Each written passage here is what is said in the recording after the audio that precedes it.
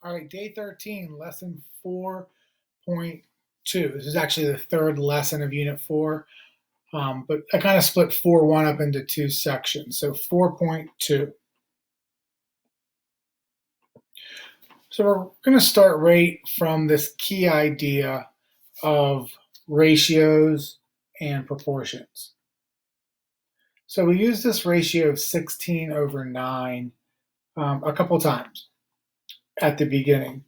So aspect ratio of a widescreen television.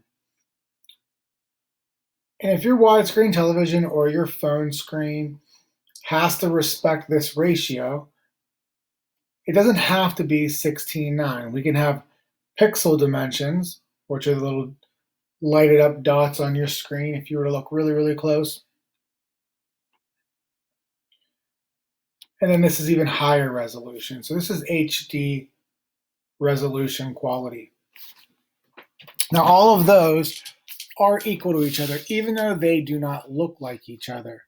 Now, if you don't like that example, we can easily say that the fraction 1/2 equals the fraction 2/4, which equals the fraction 7 over 14. It's allowed to look different. We know that they all represent the same decimal.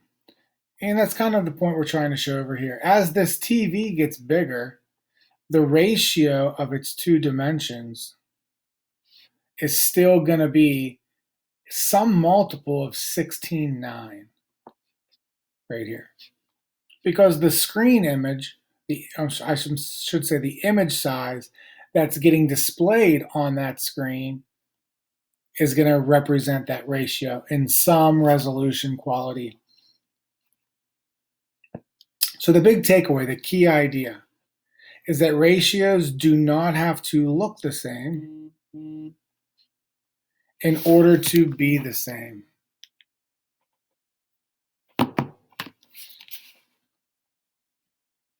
This means that they are not equal, but they are similar.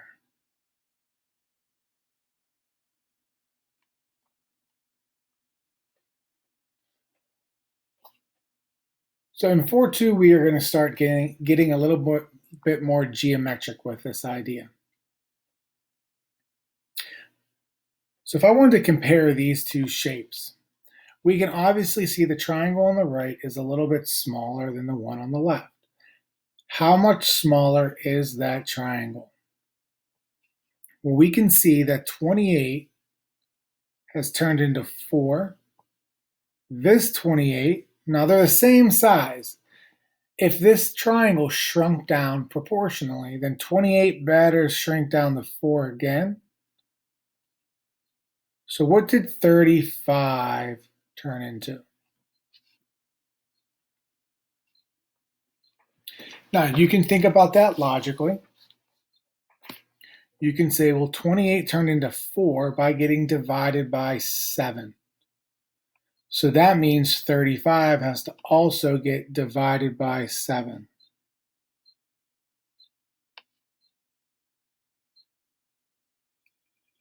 And there'd be no problem with that. The only problem we would have is, what if it wasn't 7? What if we had to divide it by 2/3 or divide it by 3.5? So just like we did in the word problems, remember we always had one ratio that was sort of our guide. It was like our scale factor. It told us how one thing turns into another thing. And that's what guided us from the 35 to the 5. So we know that 28 has turned into 4, the same way that 35 is going to turn into something else. Okay? Again, it's important that 28 and 35, they're both on top, and they both come from this triangle. 4 goes with the 28, so it belongs in this fraction. And 4 and x are both in this triangle, so it makes sense that they are on the same level. This could be set up 4 different ways. As long as you have some type of correspondence between why you put the numbers in the numerator denominator, why these numbers are in the same ratio and these numbers are in the same ratio.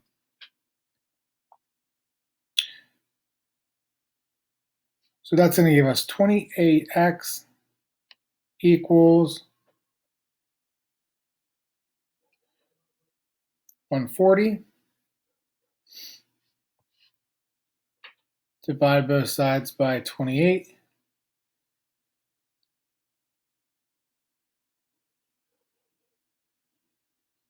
X equals 5.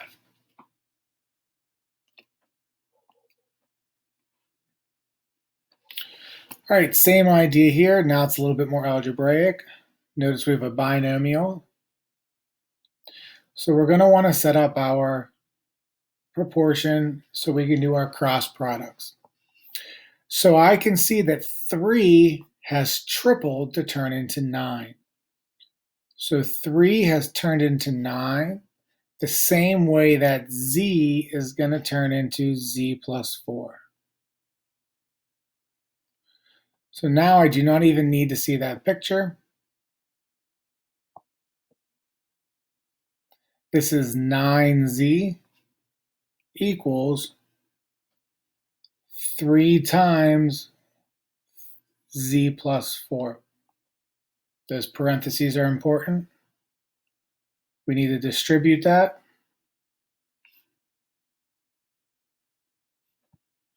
Subtract the 3z.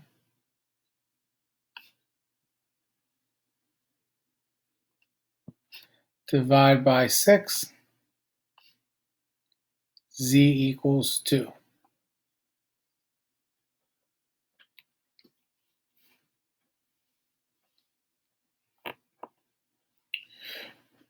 So there were a couple algebraic problems right there. We're going to get very geometric with it now in some of our notations and some of the things we write and how we interpret them. So what we're dealing with right now are similar figures. They can be different sizes,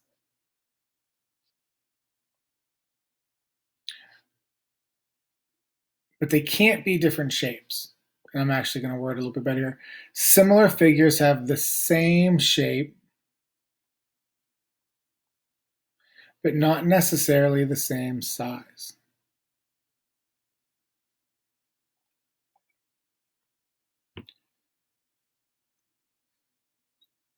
And when we say similar, we do not mean congruent. Congruent would mean same shape and same size.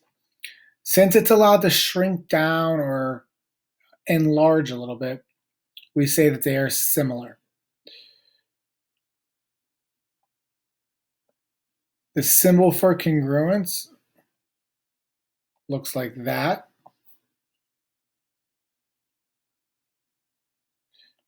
The symbol for similar, we lose the equal sign, and it's just, we call that a tilde.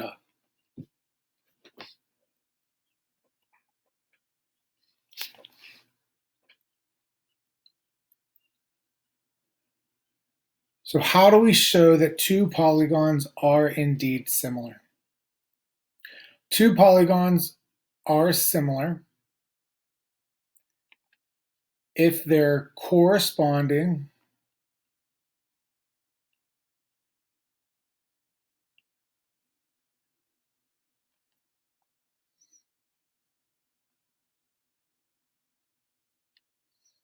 angles, I abbreviate that, corresponding angles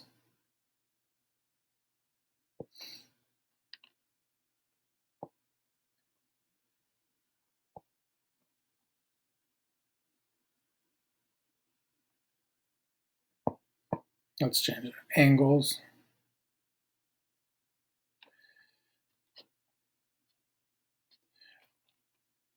so the angles are not allowed to change. The angles have to indeed be congruent.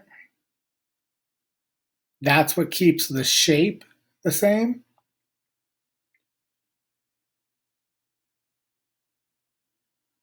But their corresponding sides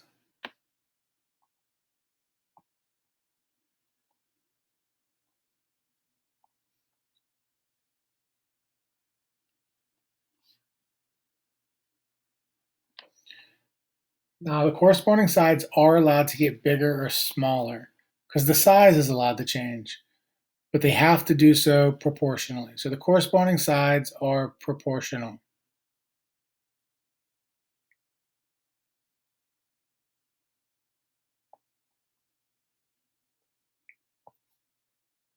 So that's an important statement right there. For two polygons to be similar, they have to have corresponding angles that are congruent, corresponding sides that are proportional. And remember what corresponding means. Corresponding means they're in the same position, but in different polygons, or same location.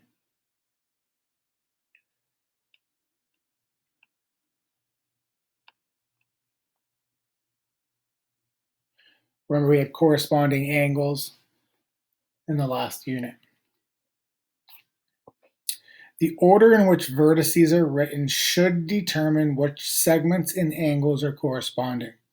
So this is what we call a similarity statement. We have to be able to read them. We also have to be able to write them. When we have triangles, we tend to put the little triangle symbol there, but you don't have to. If it was something bigger than a triangle, you would just see the letters of the vertices. What we're saying is that there's a reason that it goes A, B, C, D, E, F, not because it's alphabetical, but A and D are in the same position, but in different polygons. So A corresponds to D. So if I go to look at my diagram now in the two triangles, A corresponds to D. So it helps you if you have trouble flipping and rotating these polygons in your head. So we really don't even have to look over here at all. We can just focus over here. Angle A and angle D. Remember, angles are congruent. So angle A is congruent to angle D. B is going to be congruent to E.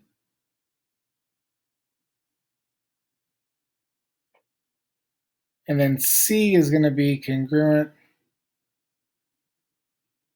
to F.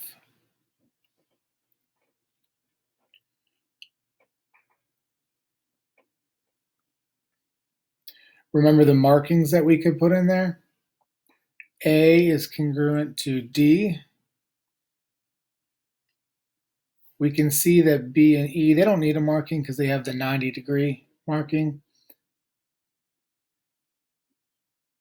And then C and F will get double arcs.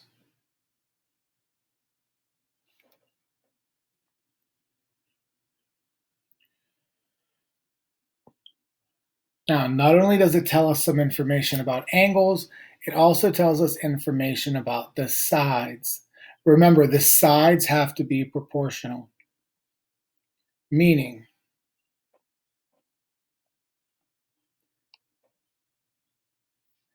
if I take side AB, it should be proportional to DE. So AB turns into DE the same way that BC turns into EF,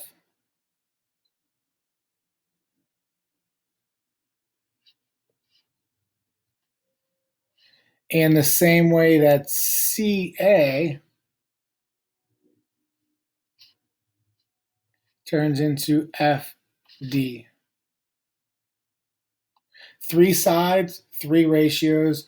That's why it's called an extended proportion. A proportion is usually two ratios equal to each other. Now we'll have a ratio for each side. So if it was a five-sided polygon, we would have five of these. Notice everything on the top comes from one triangle.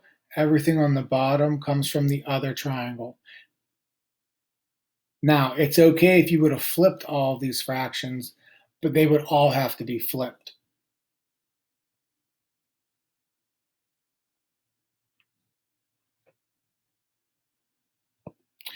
All right, the size of a polygon can change to create a similar polygon by multiplying all sides by a scale factor.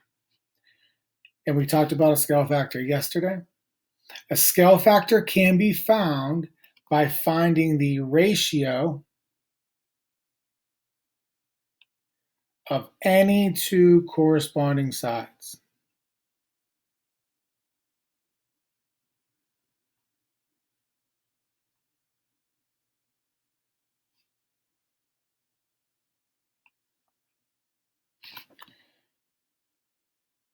Remember, in that previous problem, we had three ratios equal to each other, that extended proportion. Any one of those ratios, since they all equal to each other, should simplify down to the same decimal, the same fraction. So any one of those would be simplified down to be the scale factor.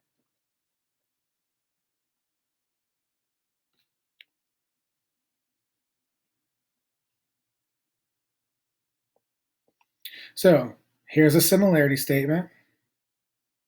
It says state the congruent angles, write the extended proportion, so what we just did in the last problem, but now we have some numbers, and then find the scale factor. So I'm just going to follow this. I'm not going to look at my diagram at all. Angle A is congruent to angle E because they're in position number 1. Angle B is congruent to angle F. Angle C is congruent to angle G. Angle D is congruent to angle H.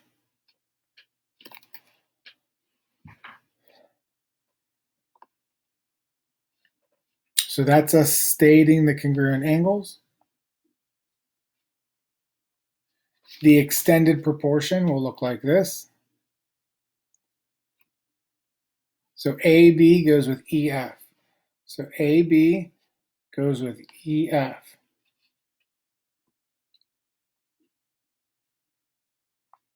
So that means 6 over 9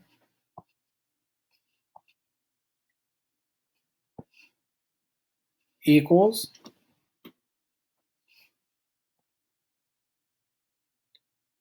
BC goes with FG. So BC goes with FG. So 9 over 3.5. I'm sorry, 13.5.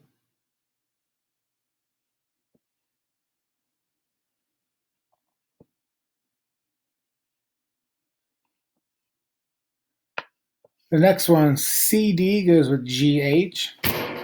So CD, so 12, goes with GH, which is 18. So 12 over 18.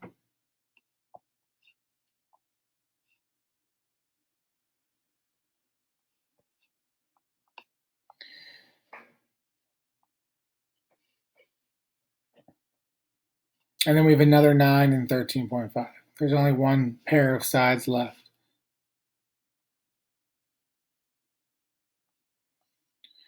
Notice they're telling us that these two polygons are similar.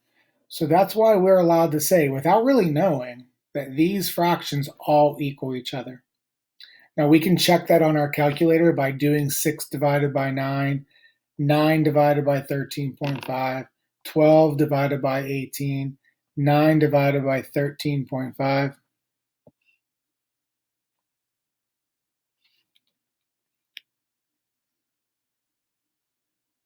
And those should all simplify down to 2/3. Now, what you can do to get that answer, you can just take any one of them and do 6 divided by 9 or 9 divided by 13.5. Get that decimal and change it into a fraction. Now, if you don't have a calculator on you to do math enter with to get 2/3, then take the fraction that is the simplest and simplify it by hand. 6 over 9 turns into 2 over 3.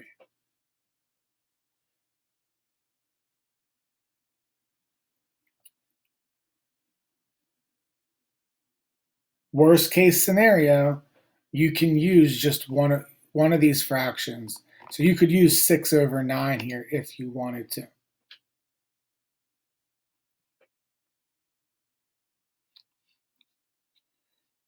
And that is the scale factor.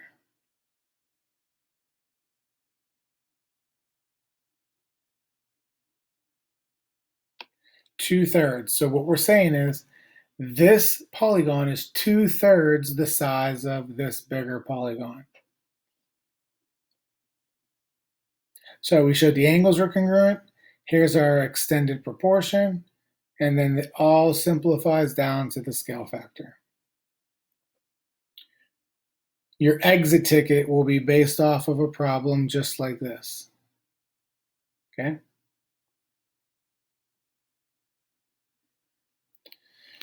All right, first, identify and write angle congruence statements.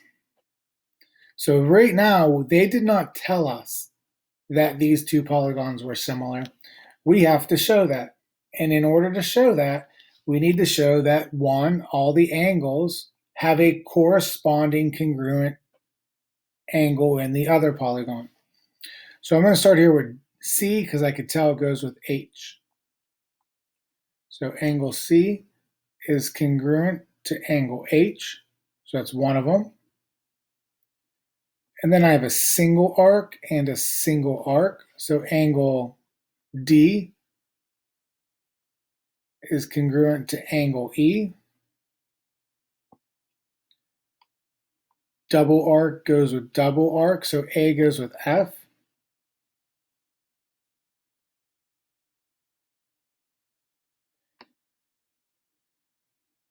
And then B goes with G. So that's the first thing we need to show, that all the corresponding angles are congruent. The next thing we need to show is compare the ratios of their corresponding sides. So we can see 3, which is between the double arc and the triple arc, goes with 9. It's between the double arc and the triple arc.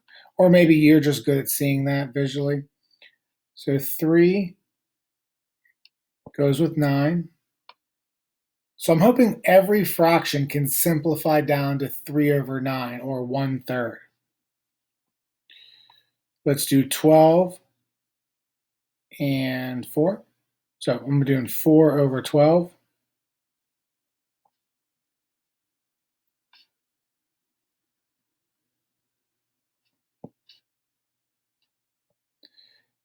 Nine over 27.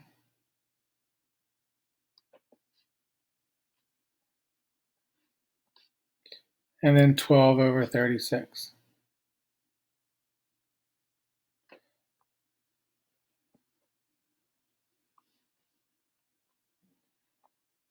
All of these simplify down to 1/3.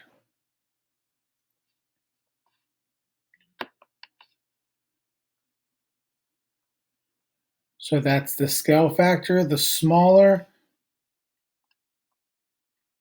polygon is 1/3 the size of the other polygon. So that's number 3. That's the scale factor.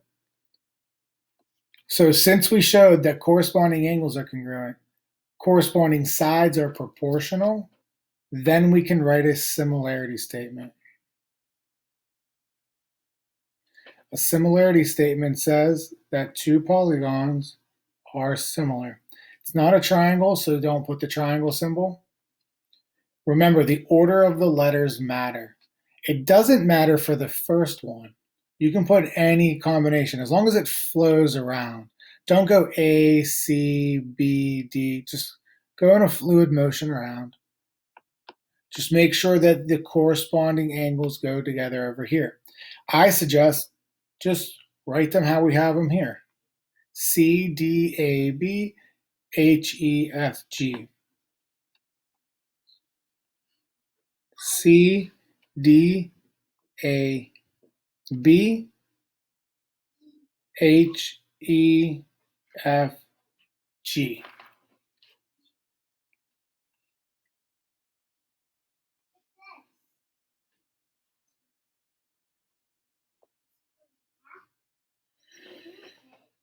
All right, similar problem here. Given, so now they're telling us that these two are similar. Since they're telling us they are similar, we are allowed to use proportions to find x.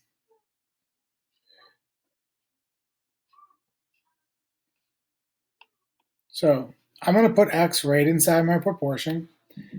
And now I have to figure out x has come from which of these corresponding sides. Only one of them is corresponding. Which of these sides goes with x? Well, HG goes with CD. So 3.75.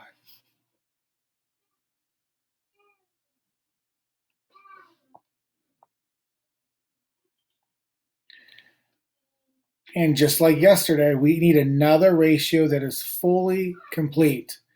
So we need guidance on how did this turn into this? Well, it's the same way that this turned into 5. Or the same way that 5.25 turned into 21, or 6.25 turned into 25. We are allowed to assume that those would all be the same because they are indeed similar. So you pick your favorite one. I'm going to go with 1.25. Notice I'm putting it on the bottom because 3.75 was on the bottom and they come from the same polygon. And 5.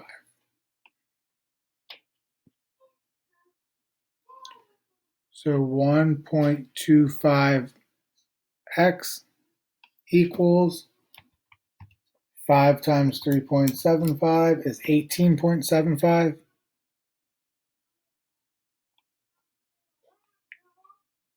Divide by 1.25.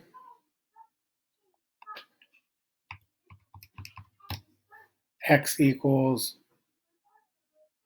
15.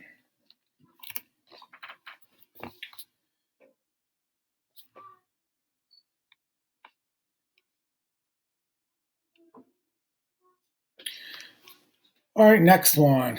Given that the two triangles, now I'm going to stop there because some of you might be struggling to see the two triangles.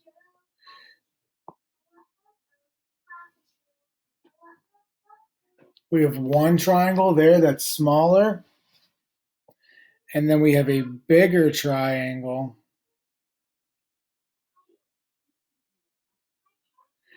right here. So feel free to separate those if it makes things easier.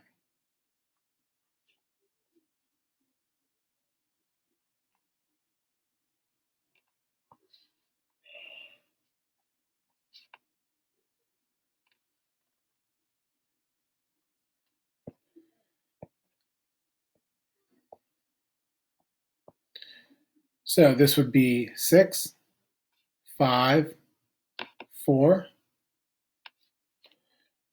The other one would be 15. This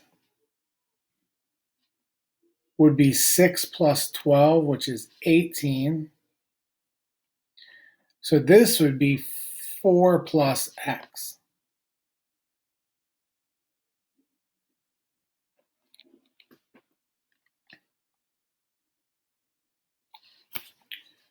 So we know that 4 turns into this side the same way that 5 turned into 15 or 6 turned into 18. So 5 times 3 is 15. 6 times 3 is 18. That means 4 times 3 is going to equal 4 plus x. You can do it that way. You can do 12 equals 4 plus x, or just use the strategy we did above. I'm going to involve this right away and say that it goes with 4. And then I'm going to use one of the others. I'm going to go with 15 and 5. You can do 18 and 6. It doesn't matter.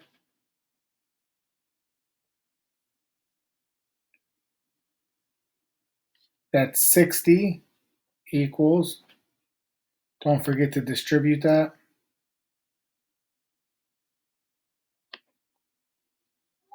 so 60 equals 20 plus 5x. Subtract the 20, 40 equals 5x.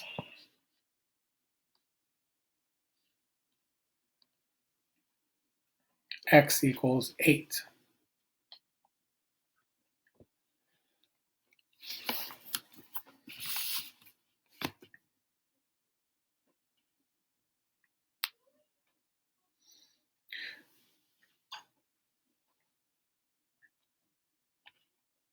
All right, here's some extra problems for you guys to practice if you want to come into the office hours and do some of these. These are some that we would do together. But here's just some extra practice and then the homework. Now, I want to go over the homework because usually if I'm in class, students tend to overcomplicate this. So this is kind of what your exit ticket will look like as well. You're just telling me angle B goes with what angle? So B goes with X. That's all you're doing. D goes with Z, so we're just looking right up there. Here's your extended proportion. AB goes with WX, we can see that. First two letters. Then they do the middle two and the middle two. So you're just going to finish it off. So CD goes with YZ. And so on. Down below, determine whether the polygons are similar. So in order for them to be similar, we need to have this angle be congruent to a corresponding angle, which it is. This and this. So as long as every angle in the polygon has a congruent corresponding pair, then you need to check for the corresponding sides being proportional.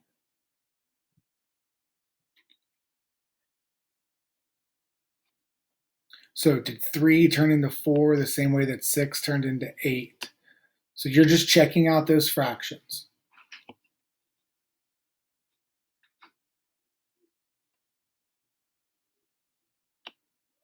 And then it kind of just repeats. So basically, you're just going to write an extended proportion for each of those. Don't assume it's going to be true. You can just, with your calculator or your phone calculator, just divide that out. 0.75, check. Yes.